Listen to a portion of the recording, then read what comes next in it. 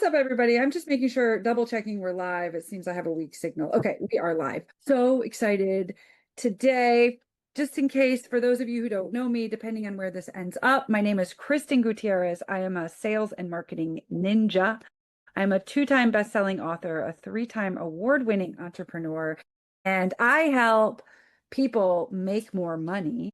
And today I'm here with Dr. Kay Bloom, who's my friend, my client, and somebody that you all have to know. So, Dr. Kay, tell us who you are. So I am a transformational therapist. I'm a prosperity coach. Coming out of the closet as helping entrepreneurs. And that was something I kind of kept secret for a long time, but I'm just coming out with it. Helping people make more money in their businesses by being their authentic selves. And I have a team of 10 now, therapists and healers. And I went from solo practice 2 years ago. And before that, I was running other people's agencies. And now I'm a solo entrepreneur that runs a team. And I'm just so excited to be with you. Thank you for having me. Oh my gosh, so fun. Okay, is anything off limits? Because I feel like I have questions for clarification points, but I just want to make sure, like, message me. No, there's nothing off limits. Let's just talk, straight. I'm a straight talker.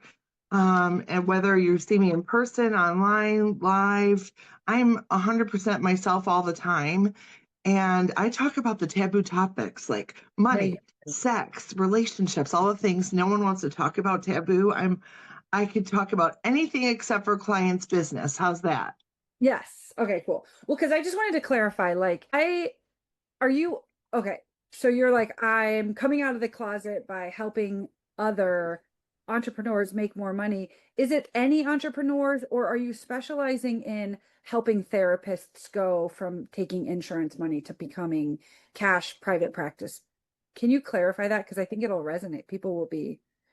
Absolutely. I think I really work a lot. Well, I work with men too, but I've been working a lot with female entrepreneurs, and not just therapists, though, business women, women who are either wanting to go to the next level or wanting to sell their business for top dollar. And I do help some therapists, but I'll say women, because that's primarily who I'm helping in entrepreneurship, because I think we have the most challenges with our voice. Women entrepreneurs. And they could be in direct sales. They could be in something they haven't started yet, but they've always wanted to do. I help them activate, whether it's a private practice, which I welcome that, or just a business idea they have, and I help them get activated. So that's something that I think I'm really good at, is helping women get activated and getting their business into action if they've been sitting on it. I love it. I love it. Let me, 1 second. For some reason, let me just triple check that we're live. Okay. So you actually clarified something for me that I didn't know. Like, I thought I was putting you just in that one box, but now that you've explained it, I have a much better understanding. So thank you. I was helping therapists for so long go into private practice, but behind closed doors, I was helping all these entrepreneurs to launch their business or to upgrade their business or to start it, and also get people in a mindset where they could actually get out of corporate America. And I know you know this struggle, into the freedom that comes with, and the responsibility that comes with entrepreneurship. I mean, it is a freedom struggle. Okay. Well, that's good. So tell us, you are speaking at my upcoming event, LFG Live.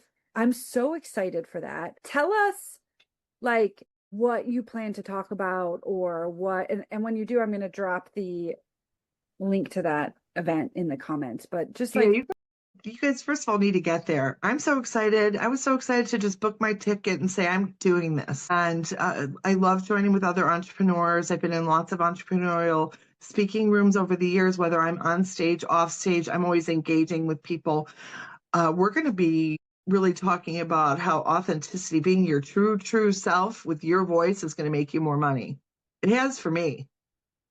Yeah. I was telling someone the other day, so I had this resume once, and the highlight on my resume was myself as the therapeutic intervention.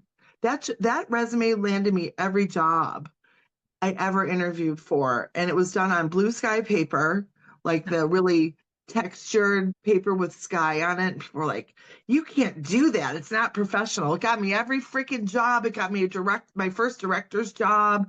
Like they pulled the woman was pulling resumes because the clinical director had died and said, I want to meet her. I want to meet her. Turns out you Because she can't do thinks that. outside the box. Yeah. So for me, that has always been something that we are always seeming to want to compare ourselves. Does this make sense? Compare ourselves to other people? Yeah. When truly it's the Dr. K. Bloom way, the Kristin Gutierrez way. It's our voice that connects with people. When we try to be someone else, we fall down every time because people are like, oh, you're going to be the next Dr. Ruth. No, I'm Dr. K. Dr. Ruth was Dr. Ruth. Rest in peace, Dr. Ruth. You inspired me to become a sex therapist. But I can't be her, right? I don't have the accent. I'm height challenged in the height direction. So I have to be my full-bodied self on or off stage. And that's what I want to be talking about, because we're thinking, well, Tony Robbins does it this way. Well, that's Tony Robbins, Yeah. and I can't be him. No. Right? I Yeah. can just be me. So I really want to be talking about how we can convert that into more dollars for ourselves, because then we're connecting with our unique message, our unique audience, our unique products, gifts, services, all the things. People want what we have if we're being ourselves. And that's what I want to talk about.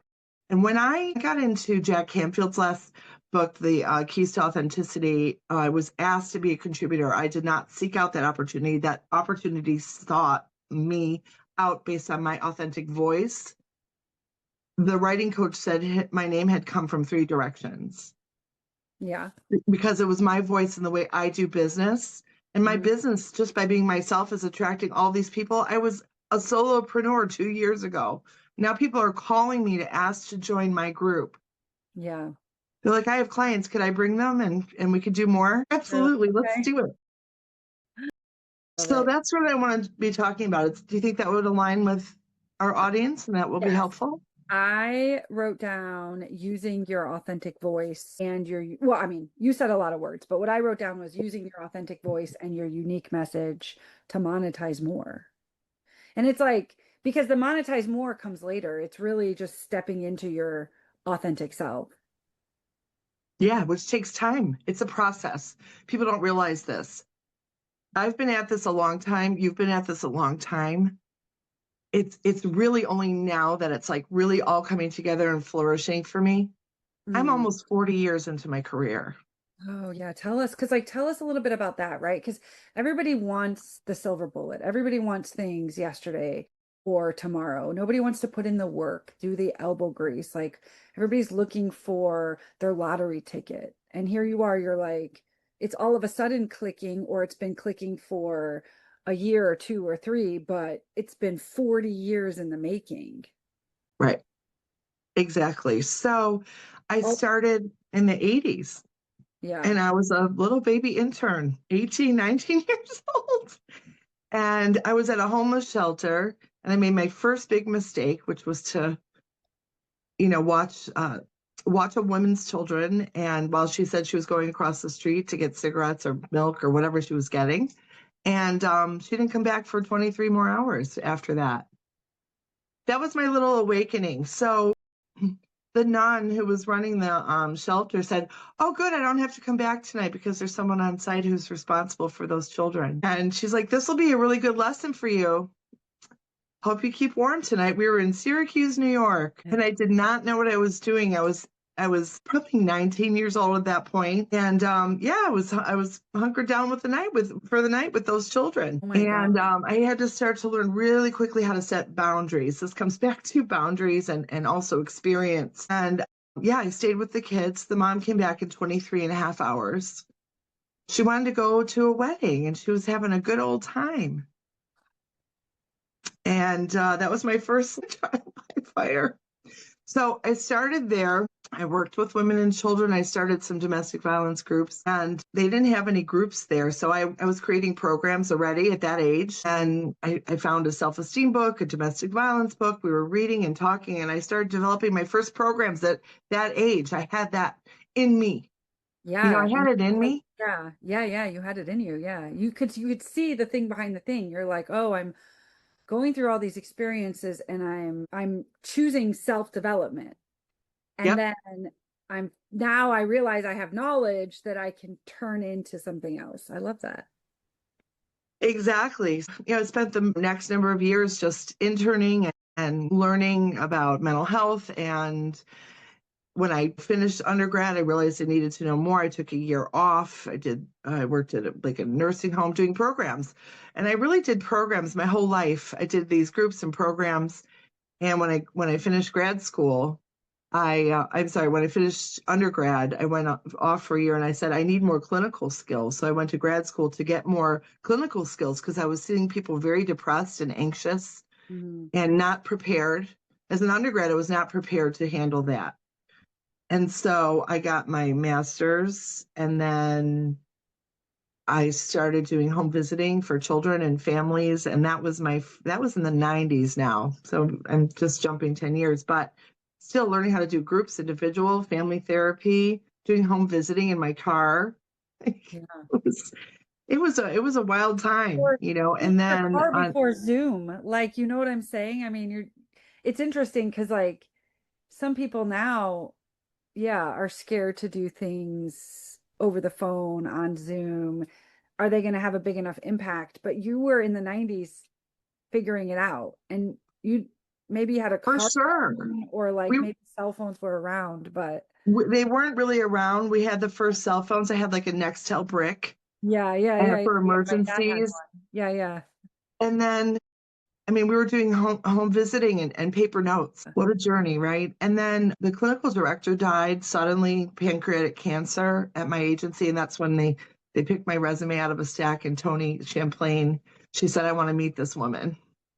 I was newly licensed. I still didn't really know what I was doing, but my peers would always come to me and ask questions. I'm like, I don't know. I realized I had to get back into more school. I had a bunch of kids and families that were involved in substance use and children who've been trafficked and removed from their homes and put in foster care. I had all these things going on back in school for sex therapy because I just a lifelong learner, just seeking the information.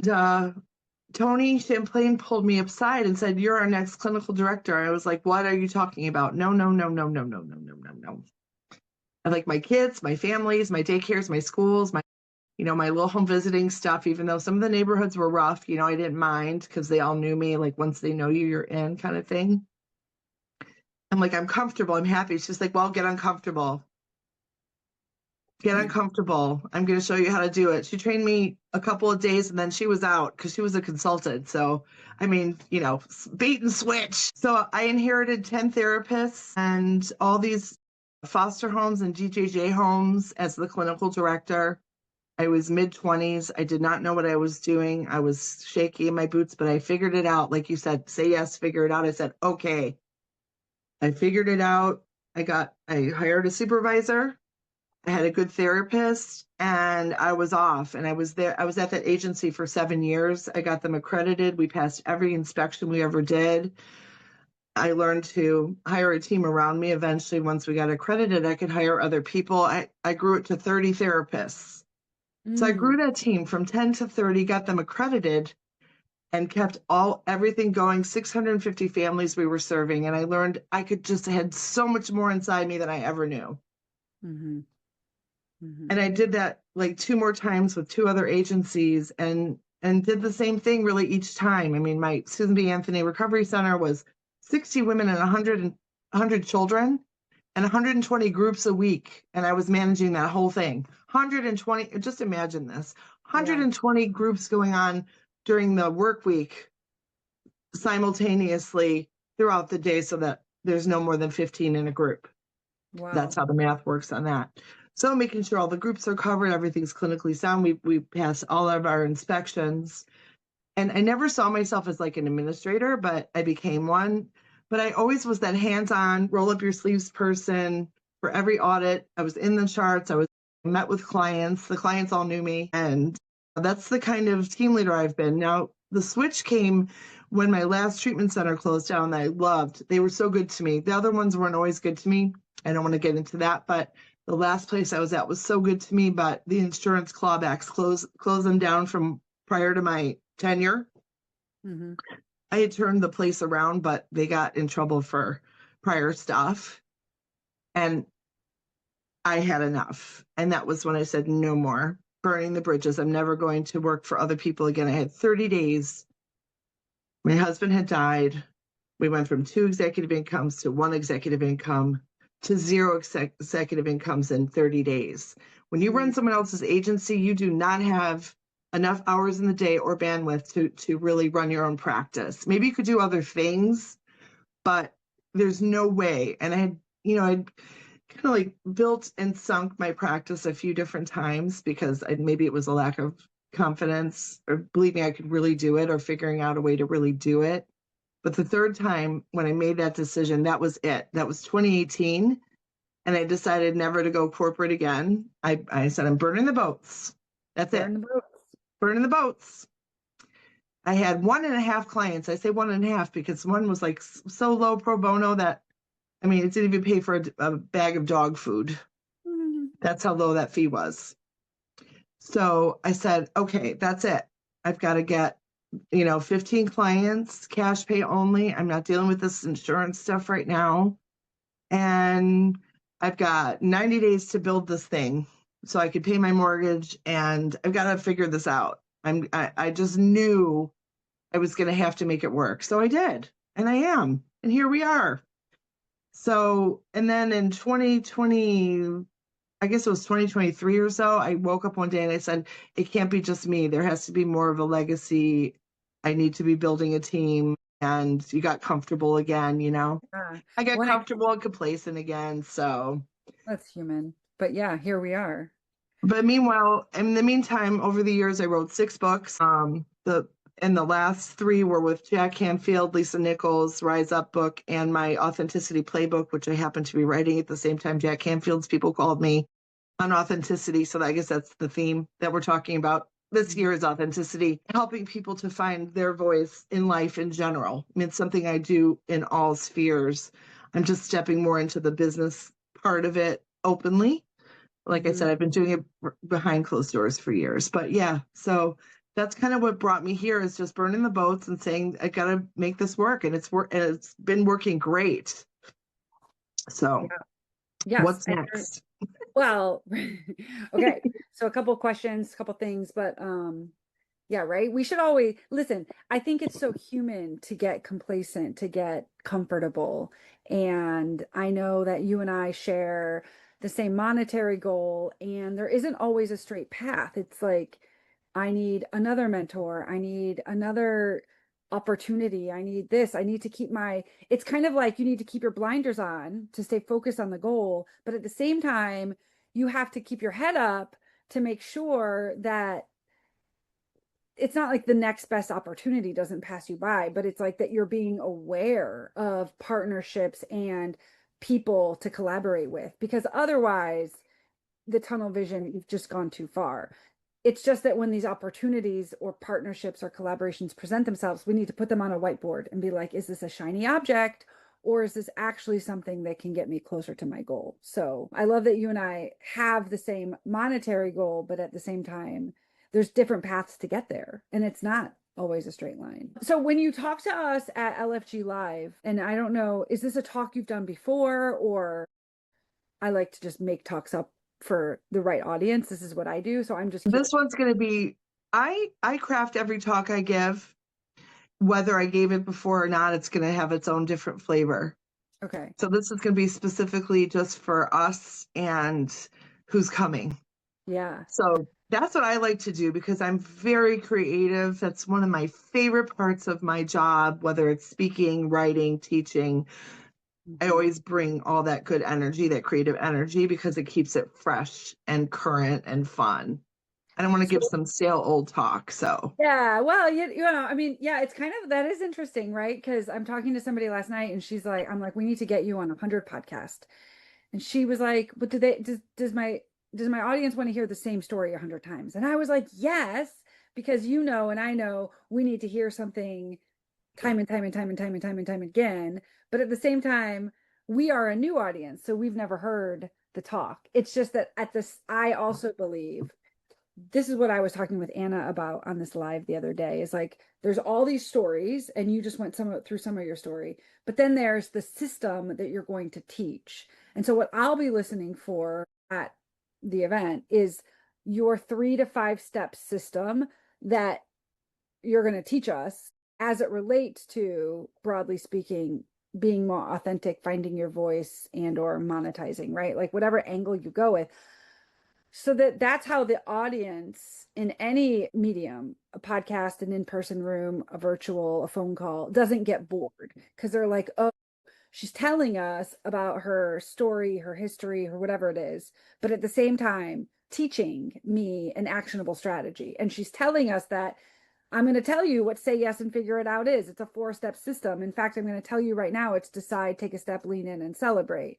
And for the next 15 minutes, I'm going to walk you through the various steps while telling you stories. And then I might say, is that okay? And everyone's like, that's okay, Kristin. So yeah, it's kind of like that. To me, that's how we continue to make our talks fresher, right? Because it's a system and it's the same stories, but it's told a slightly different way so that it resonates with that particular audience. Yeah, exactly. So I will be sharing with you guys. So I have like a longer system, but I'm good because we have a short time. I'm gonna do 4 steps of rise into your Excellent. rise because I want to help people.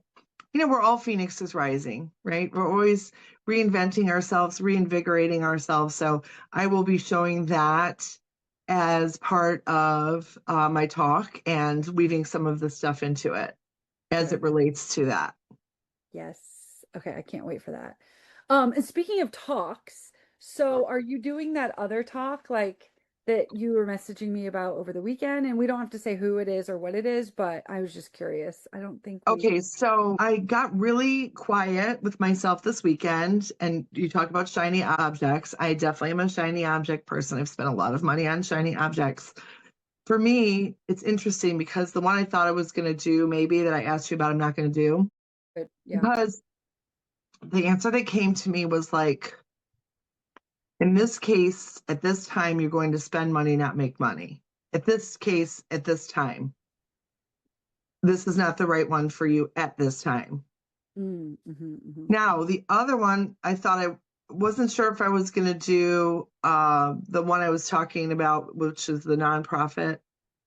I am going to do that one, and I definitely want to brainstorm this with you. I need some help with something that I've just not been able to get good hold of, probably because I came from a non-technical background and experience. I mean, I've had dozens of talks. I think I mentioned this, dozens of talks on various stages over the years, including celebrity cruise lines, big conferences, teaching in China, teaching in Germany to international medical schools. My knowledge and like hardly any of it is anywhere Right. recorded. So even this talk I want to do. So anyway, I got really clear with that. And that's why I was saying this morning in the chat, like the no is as important as the yes, because it's Oh, usually a quiet no. It's not like an outraged no, or it's like usually very quiet for me if it needs to be a no. And it's okay. So hard to, Miami is a no. Just what? So Miami's a no. okay, cool. That makes sense. Well, now that I reflected on it also, right? Easy for me to spend somebody else's money, but it does make sense to be honest. Okay, Miami's a no, and no's are, and yeah, let's pause there for a second. And I know I just interrupted you, but before we go No, into, that's okay. Feel free. because so many people think say yes and figure it out is all about yes, but when people read the book or hang around a lot, it is saying no. And one of our other friends and my client is hosting a workshop on broadly speaking, like boundaries around permission to say no, basically. Well, that's what the title of anyway, that's what the title of my the book is the chapter is called. I think it's like permission to say no. So whatever hers is. And she's like, I think this will be funny in this group, but I agree with you and her that the no's are so important because you can't say yes to everything. It isn't say yes to every single thing. It's say no so that like put your blinders on so that what you're focusing on isn't a shiny object and it is going to move the needle, like we said 10 minutes ago. Okay, so what's your perspective of that? Because, yeah.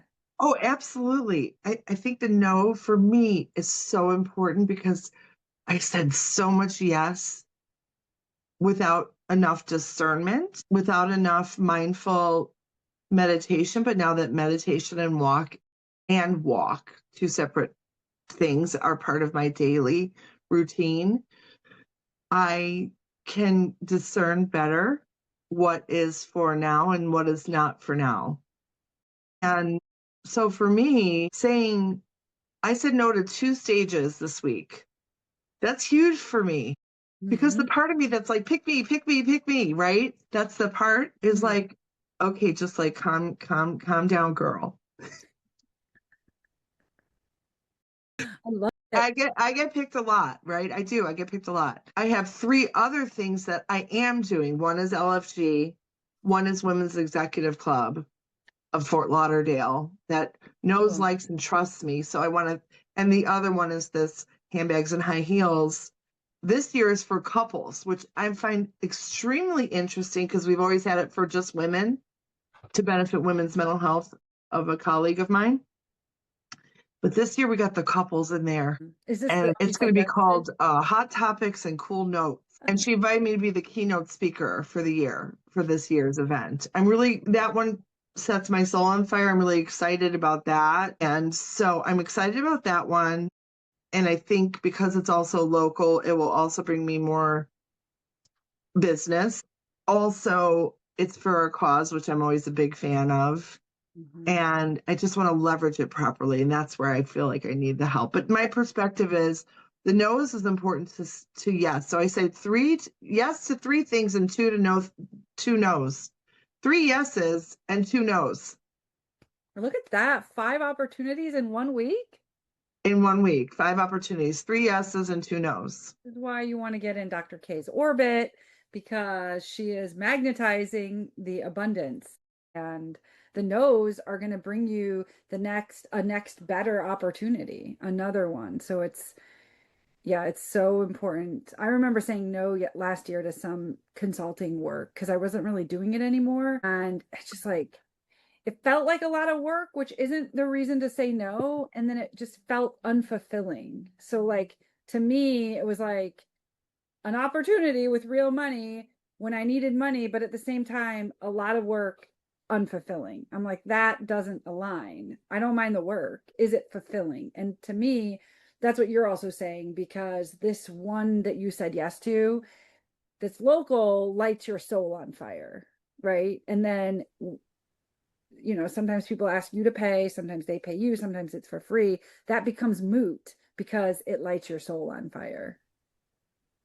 So, all right. So we'll spend the rest of the time then how to leverage is what you're saying. Yeah, how to leverage. Like, for instance, okay, so I did this podcast and there's others that are coming, and our team is going to be doing a podcast this year. There's a lot of stuff that's moving now. It's moving in a really good direction. I'm excited. But like this podcast I did with Tim Roberto and Stomping Up the Stigma, they did all these clips, all these little clips. We talked about speaker babies, Mm-hmm. and it's been so much part of my posts this month because I did this one podcast, and there's probably been like 10 little clips that they've launched. I'm just leveraging the crap out of that stuff.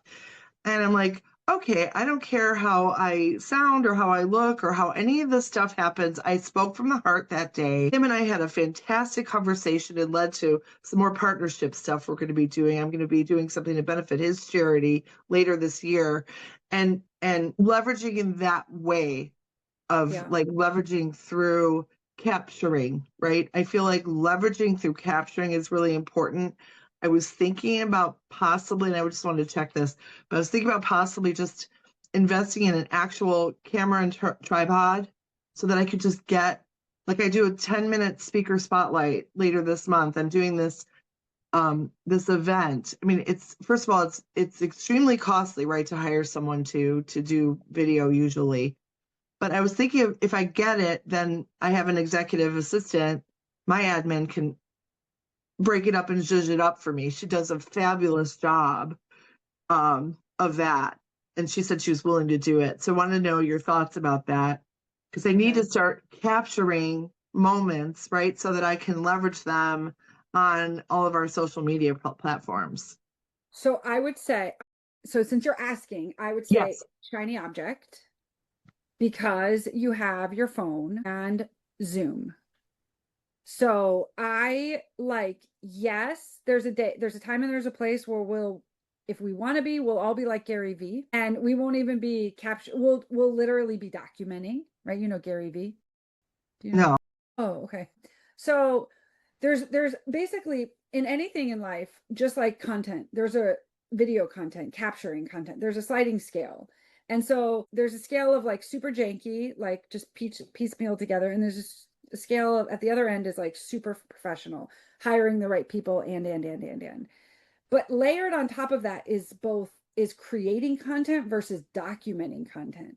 And a lot of people now, they aren't even quote unquote creating content. They literally have 9 to 5, Monday through Friday, or 24/7 camera crews following them around, just documenting them in their everyday. And then they're so talented at what they do, they undoubtedly work for the person. And then they just do all the things in the background so that you don't actually even have to create. You're just being you. I'm just sitting here talking to you. And little did you know, I have a camera crew. I have 3 people in my trailer. I mean, I don't, but like I have 3 people in my trailer right now with the perfect lighting. Clearly, I don't have that going on with the perfect lighting, the perfect angle, and they're capturing everything I do throughout the day. And then they're just making content for me because I'm making content in the moment. I'm just telling the room that's where I'm aspiring to get to because I love what I do so much. But scaling that back, it's kind of like for now, our phones, no matter what phone you have, our phones are so good. And it doesn't need to be anything other than, hey, this is Kristin. What's up? I'm going live today with Dr. K. Say hi. And like, da da da da da. Not only that, but like things like this are being recorded. So I would ask myself, how often in person or online can you simply repurpose what you're already doing versus investing in, because I almost fell victim to the shiny object of sometimes shiny objects a person, sometimes it's an opportunity, sometimes it's products, things. And in this case, the fancy mic, the fancy video camera, the fancy lighting. It's wild because I still don't have any of that stuff. And so then everybody has to make when a shiny object like this presents itself, you have to ask yourself, can I do it using my computer camera and Zoom and my phone, or can I afford X, Y, or Z? Because some people can afford X, Y, or Z. Then you just have to think about why am I investing in the camera and the tripod? Like, what's it going to bring me that my phone literally cannot? And so to further back that up, as you know, a lot of times we put distractions in front of us to say, well, until I have the camera and the tripod, I won't be able to produce the best type of content. So it becomes like a roadblock that you mentally we all do this, we mentally put in place that then all of a sudden we have to climb over. So until we do this, I can't start recording content, when the reality is all of this is content that you can start to repurpose. For sure. And I've definitely noticed that I've been creating a lot more content in the moment, in my office, by the pool, outside walking. It's been great.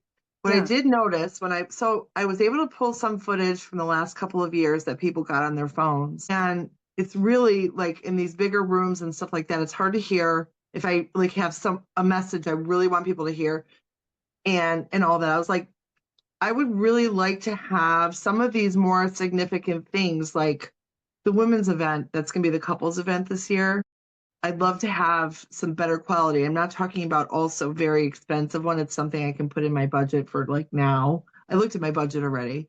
Something not super expensive, but something more stable with better sound that will be helpful for me, especially for my talks and our events or other things where I could just set it and forget it.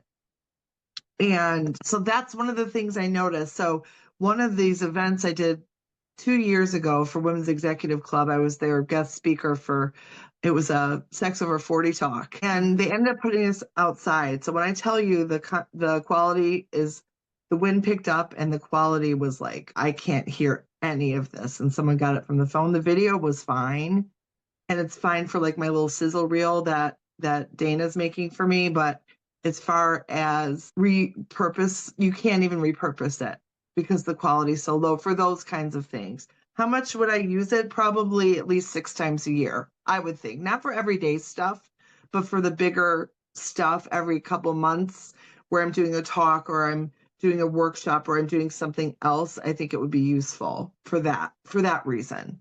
Yeah. Well, so and nobody can tell you yes or no. That's literally, my opinion. Now I'm going to put only in this chat right here. Oops. I'm going to put a well, I don't know it's going to look like that. Okay. It's a fuzzy mic. So I don't know if you've ever seen like other their vlog like vloggers or whatever people on the streets. So Yeah, with the little tiny fuzzy mics. yeah. And it's funny that Yeah. they make them fuzzy, just whatever. So that might not solve your problem, or very might solve the problem, because Okay. audio tends a lot of the challenges you were describing, not every single one, but a lot of them become audio issues. And that's a fact. That's why these mics are super cool. So the crazy thing is, so I'm a realtor, although not practicing. And that's a shiny object I collected when I was climbing the corporate ladder. And I spent $20,000 one time on a course, on a mentorship I did nothing with, except I went and I bought all the things. And it turns out my ex-husband just found the green screen I had bought. So the woman that I bought this course from was teaching real estate agents how to stand out in their markets. Now, this is because I was like, oh, what am I going to go do? Hand out flyers to I need to reach more people. And this literally became the thing standing in my way of ever getting my real estate business off the ground. And in fact, I never got it off the ground, right? Or I might not be here today because the pandemic was obvious. This was pre-pandemic. So had my business gotten off the ground before the pandemic, I believe I would have been a realtor during the pandemic when everybody made lots of money. But I was so convinced that I wasn't going to go dropping off flyers or paying a college intern to drop off the flyers, that I needed this $20,000 mentorship. And I found a camera crew locally, and I bought this massive green screen, massive, popped up, because I read so much information about the right green screen, and it always has wrinkles in it. And so the one I bought, and I bought these huge, Dr. K, these huge box lights, like huge lights. And I popped myself up in our guest bedroom, and I was like making videos. It's like wild. So I still have, I think we gave away the box lights, but he found the green screen, and I was like, don't get rid of that. Those days might come back for me. And at the end of the day, you see, what I did was I did what I would just like caution everybody else not to do. So if a month will solve the problem for you and you can faster get into action, I would be like, instead of looking at the budget for like what can I afford? And this is also just for the room, right? Reverse engineer it and be like, how can I use this to make money? If I dedicate myself to making more content and buy something like a $20 fuzzy mic, and I make more money, and I demonstrate and I track now the line in the sand. Okay, I'm making X regularly, but the content creation is going to be, Y on top of X. And I make $1,000, I make $5,000, I start making money because I'm making content. Now I'll have time and practice to know if I should spend, and that's not what you're asking, but $20,000 on this mentorship. Oh, no. $100 on the equipment. That's all. So yeah, makes sense. Half the problem for you. But I get it. I also get it. Janky sometimes isn't worth it. Well, I have so many of these where even if they're trying to use a tripod, it's the wrong angle. It's just kind of like, I was thinking, let me just do something small. I'm not going super fancy. I'm not super high tech, but just something small and steady just to capture these moments and not to have to ask one of my friends to do it because they're happy to do it, but it never comes out good. And I'm just like, I'm really tired of that. Yeah. If they come to my talk, I want them to also enjoy it. So Mm-hmm. then, because whoever's doing me a favor is like, oh, I wanted to see you more, but I was filming it, or whatever. And then I'm like, they're like, oh, isn't it great? I'm like, not really. I don't want to say that either. I'm like, no. Okay, well at But LFG, that's a good point. Thank you for that feedback. That's really helpful. you're welcome. Yeah. At LFG Live, we will have a professional camera crew there. So that'll be amazing because your talk will be captured. And then we have Adrian and I think Lynn, but Lynn's still confirming. So Adrian's going to do a little bit on using B-roll, like learning to capture B-roll, basic, just like video of us doing whatever. In the case of a friend, because this is at every conference we're at, like, hey, I know there's a camera crew here. Actually, just the $1 billion impact. I was just at San Diego. I need to ask Stacy, the host of that event, for my talk because it's been a couple weeks and I haven't seen the video, right? And that's fine. If she doesn't, maybe I can track it down from her. So in the meantime, I'm like asking people in the room of 200, hey, can you capture my talk? To exactly your point. And somebody did. But then to your point, right?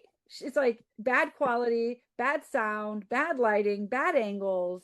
That though can become other B-roll. And Right. B-roll stuff. right. And so then you just post it, you put words over it, you put music over it, and then we have it for the sake of having it. And Adrian's going to do a little talk on that. So that's kind of where it's like nothing is wasted, but knowing how to repurpose and leverage it. And then in your case, having the right team members to be able, like my team, my VA doesn't do that for me. She could, but we're doing a million other things right now. Right. But it would be Now, easy to be like, here.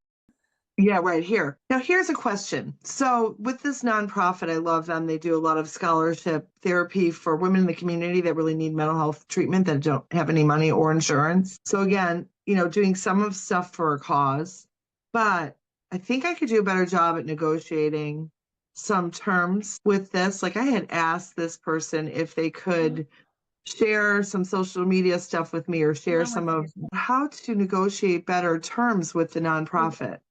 I mean, we could either pick it up later. I really don't want to keep you when you got to go get your son. Go get your son. No. He's fine. I'm texting his dad and I have to cancel a podcast anyway in 10 minutes. So it's fine. Oh my God. It's like that sometimes, right? Some days are like these. Let me just I tell was her. talking about like how I asked for things before, but she was kind of like, well, I don't know about that. I don't know about that. I want to really get clarity this year because I'm having a meeting with her Saturday, getting some clarity about what could I leverage since this is now to get paid to speak. She'll give me a table, so I've negotiated that. So I'm gonna have my millionaire mugs are making their debut, and well, LFG first, but they're going to be out there. My books. I sold out of 2 of my books, so I had to order more books. Nice. 2 more book boxes, so I got those in. So I'll get a table, but I want to see. I don't even remember if she had it taped before. I'm going to ask her Saturday if she had if she had the event taped or just photographed, because I don't remember. So And sometimes what? I'm like, sometimes you can't negotiate more, right? So I think that like the fact that you've negotiated that is something you should be proud of that. And it's kind of like knowing that there's different levers to pull on because not everybody will pay us for events, but Right. there's a lot of ways that you could make money. Also, do you have, oh gosh, there's this platform called Talkadot. I should get you my referral link. I Oh, think I please still send it have to it. me. So Talkadot allows you, it's like it captures emails of everybody in the room, but it gives speaker feedback in real time. And you're like, hey, the guy Arl who created this platform is a genius. But he's like, hey, I'm going to pop up this QR code right now, and you're going to have to fill out 7 questions, and we'll just pause and wait. Everybody take out your phone. I know. And you kind of just like make light of these questions, but these questions become real-time feedback of how your talk did. It's wildly amazing. And then the way it is like it's third party feedback, because it's not you saying, oh, I did this talk and I was awesome, which we should do that too. But it's like the audience thought I was also awesome too. And then by answering just 7 questions, like, how was it? Would you come again? Like, da da da da da, right? I mean, you'll see the questions. Then they get a giveaway from you. And that's cool. Like, for example, are you on Positive Prime? I've heard about Positive Prime. What did you say? We should have a, have you heard about Positive Prime yet? Yeah, I think you told me about Positive Prime, but I don't remember what it is again. Yeah. Yeah. So it's like a neuro-based scientific, it's an app where your clients, both your therapy clients and your clients, your women entrepreneurs, and everybody in this room. So everybody who's coming into your orbit can get a free, you could sign up and you could become an affiliate basically, but like it would benefit you, it would benefit your clients of all shapes and sizes, and it helps like prime your brain in 3 minutes or less every day about how, just like how we need to think abundantly, how we need to think positive, how life is always working out for us, right? And so this is what I'm saying. So if you do a Talkadot slide and they scan the QR code and they answer the questions, and then you have a 1-page giveaway and you give away a 7-day trial to Positive Prime, you're adding so much value, right? You came and asked me, how do I negotiate X, Y, or Z? But I'm like, not always can we negotiate. B, it sounds like you have. And C, I always say the biggest thing you want to negotiate is the ability, and it's kind of like asking for permission sometimes. You're not selling anything from stage, but you're capturing feedback. Every speaker has the right to capture feedback. Now you could ask, can I sell an offer from stage? And the host, the event coordinator, the nonprofit, whoever is going to be like, well, what would it be? And then that's your zone of genius. Like, do you actually have something that they would need? Because to make money in the room doesn't always have to come from the organizer. It could come from the people in the room buying something from you. Right.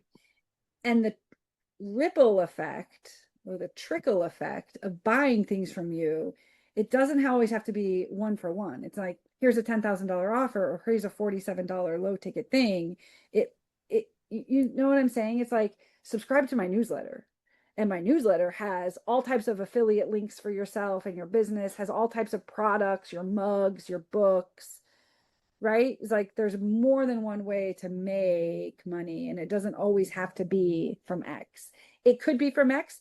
You have undoubtedly already been paid lots of money over the years for your speaking, and you'll continue to do so. But now it's kind of like, but how else could I make money? That's where I come Right. in. Or leverage the opportunity, or like she has swag bags, so she allows me to put something in the swag bag also, which is nice. Yeah. Right. Right. Right. Right. So it's like what to put in it that they're actually going to use or look at. Because a lot of it just ends up in the trash. Yeah. They do like my stress balls. We all like a good stress ball to throw at our They like the hearts and the stars stress balls. People tell me they've kept my stress balls and stuff for years. Oh, they're hearts. I have a heart one I've done, a star one. I usually try to do a different shape, a different branded shape each time. So they have the different shapes. I didn't even know where to order those. So I love, see, like there's so many little things, right? Aren't we so close to our zone of genius, or things that we've done for so long that we don't realize? Like I legit, like I'm not even kidding. I would never know where to go order stress balls, let alone different colored shapes that would undoubtedly, I believe, probably have your name and number or website on them. I would have no idea. And you're like, oh yeah, da da da da da. I tried to get the millionaire mugs logoed, but it was just way too costly to make it cost effective. So instead of doing that, I added the mental health stickers, the mindfulness grounding exercises that are in the form of stickers, the suicide awareness and mental health awareness butterfly pins. Instead of having it branded as Healing Couch, I did those other things. I thought those would add more value for people. Yeah. Right. And, I think like anything, it's like, yeah, what do the people do with it when they come back home? Yeah. I like to do things that are useful, and swag bags are great. Yeah, people throw a lot of stuff in the garbage, but they usually don't throw my stress balls in the garbage. So that's one thing for me that's worked for me, and feel free to use it. Don't feel like you stole it from me because people have been doing stress Oh balls for yeah, yeah, years. yeah. No, But yeah, sometimes like they end up with the dog, sometimes they end up with the kids, sometimes they end up on someone's desk. every corporation I've ever worked at, I was just never involved. I was never in charge of swag. So, like, legit, just don't know where they procure them. But yes. What would you use that you would get that you've gotten over the years? You must have gotten a lot of swag over the years. Oh, What I've would gotten you use? so much. I mean, before kids, I would not collect anything. One year we went to, I mean, I've been to hundreds and hundreds and hundreds of conferences working as the B, the booth girl, also just like participating as like panelists and speakers at conferences. So a lot of times I take nothing. In the moment, I take food because I want to eat the food. um Once I had kids, I started picking up, like, yeah, what would the kids want, right? So the stress balls and everything. And then now bigger and bigger and bigger, there's been raffles for, like, that's another thing to think about. Like, rather than doing whatever the cost is, rather than doing X number of tchotchkes for $100, what could $100 buy? $100 gift card to Starbucks. That sounds excessive. For $25 Starbucks. Can you raffle them off? Hey, participate in this survey. And everybody who completes my survey, you'll get a freebie for me. You'll get a free 7-day trial to Positive Prime. And I'll pick 4 of you to get a $25 Starbucks gift card. It's like, right? Because, like, at conferences now, for several years, they've been giving away Bose speakers and MacBooks and earpods and headphones, and it's Not in the mental health world, they don't. just depends. Yeah. That's like high tech money. But it, yeah, but yeah, it depends. That's always the thing. What's the payoff? But it still costs money to buy the things. Because the other lever you can pull on is, hey, I want to bring books for everybody. Can you absorb the cost for that? Like, there's always an ask. And that kind of brings us full circle, right? To wrap this up, it's like, when we're speaking on a stage, and if they're saying, hey, I can't pay you, right? Or I'm paying you, like, you either have to negotiate what they're paying you or how they're paying you. And I believe it's not always physical, monetary how. It could be in the byproduct of. So I have to get myself there. Could they cover travel costs, or will they buy books, or, can I physically sell from stage? And if the answer to that is no, which a lot of times it is no, I need to do something to collect feedback. And so Talkadot, for me, we come full circle to Talkadot, because then Talkadot gives me the opportunity to collect emails, which is currency, the biggest currency there is, and give value. Right. So That's great. And I have not captured those things well, is the email. So now is that a subscription service? Just curious. I'd have to check how they, like, it's yes and no. Because if I still have a referral code, I'm not paying. It's free. Like, does he still have a free plan? Like, it's a good thing to look into. I'll have to tell you. It's like, If you have a code, I'm definitely open to seeing that, because that's something that I just have not kept up with, which is the email addresses. And I see that people are really having a lot of success with using it. I love how you do yours, by the way, just giving you kudos and props for how you do your emails. I love it. I love the frequency of it. Don't let anyone tell you differently. It's great with all the reminders. It's great for someone that's busy like me, that will forget, that will get busy, and you're breaking through. So I just wanted to give you that positive feedback. Thank you for that. Thank you so much, Dr. K. Thank you for being here. Thank you for sharing. Thank you for asking the questions. I am cheering you on. I cannot wait for you to grace our stage at LFG Live.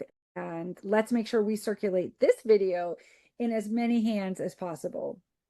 Absolutely. Now I could be able to share this and all that good stuff. Yes, you will. Fantastic. Thank you so much. Have a great day. Much love. Thank you.